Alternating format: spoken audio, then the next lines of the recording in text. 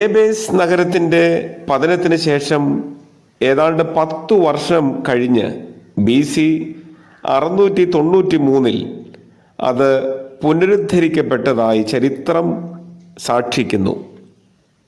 നഹൂം തന്റെ പ്രവചനം എഴുതിയത് BC 663 654 ഇടയിലാണെന്നാണ് പൊതുവെ കണക്കാക്കപ്പെടുന്നത്.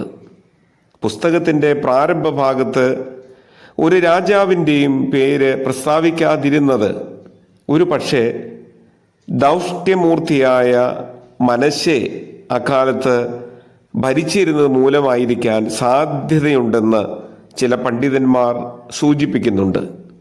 മനശ്ശെയുടെ കാലഘട്ടം എന്ന് പറയുന്നത് BC 697 642 ഇടയ്ക്കാണ്. പ്രവാചകനായ യോനയുടെ പ്രസംഗം കേട്ട് നിനവെ